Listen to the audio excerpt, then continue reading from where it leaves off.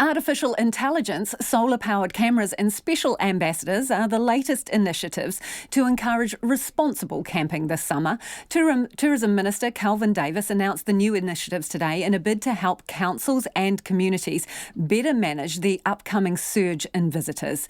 The planned changes are being welcomed by communities most affected by freedom campers, who are now being dubbed responsible campers to try and encourage better behaviour.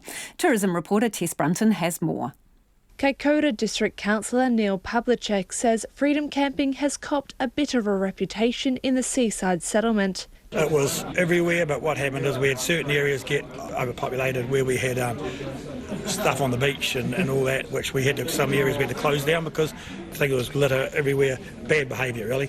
The Kaikoura District will be the canary in the coal mine for a new pilot showing campers where they can and can't stay, using zone maps on the Campermate app. Mr Pavlicek hopes the program will make a difference to the communities where campers stay. I just think they haven't been educated, just don't know. You come to a country and you don't know the rules, you know. It's like when you go on holiday, you turn up, but there's never been any apps or any rules stated, even signage. You go around New Zealand, there's not much signage, but hopefully now we'll have the signage, we'll have the apps, and they'll have all the information they need. So it'll be interesting to see if some of them are behaving badly after this. Kaikoura resident Brian has lived in the area for more than 20 years and says while the zones are a good idea, campers should be paying to stay. The council should pick up money because the government now is paying people to give something free to somebody. Most people would be happy to pay $10, $20, and if they did that, it would pay for itself. At least 10 camping sites will be monitored by artificially intelligent solar-powered cameras that show campers whether the campsite they plan to stay in is full via the Campermate app. During last year's smaller pilot, 90% of people chose another campsite when they discovered their first choice was full. Tourism Export Council Chief Executive Judy Chen says the initiatives will hopefully solve some of the challenges traditional methods haven't. Trying to monitor some of these sites can be quite tricky because it's very hard to have someone there 24/7 to really monitor and to manage the impact and the visitor flow.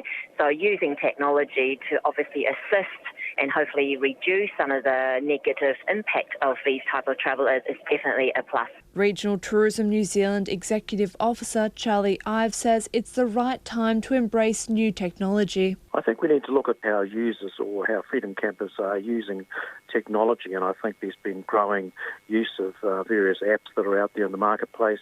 Campermate obviously is one, and I see that usage growing in the years to come. The initiatives cost more than $700,000 and work as part of a wider multi-million-dollar responsible camping campaign announced earlier in the year.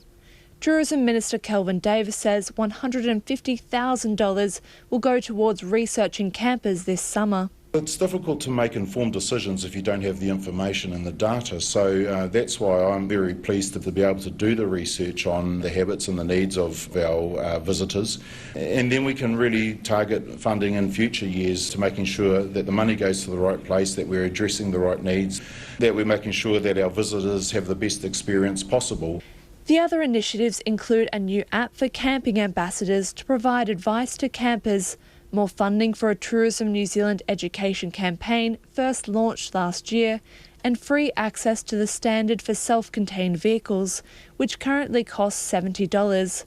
Responsible Camping Working Group Co-Chair and Mayor of Rotorua Lakes, Steve Chadwick, says for the first time, the Campermate app will collect valuable data to show where visitors want to go. We'll be much better informed about where we spend ratepayers' valuable dollars matched with infrastructure from taxpayers.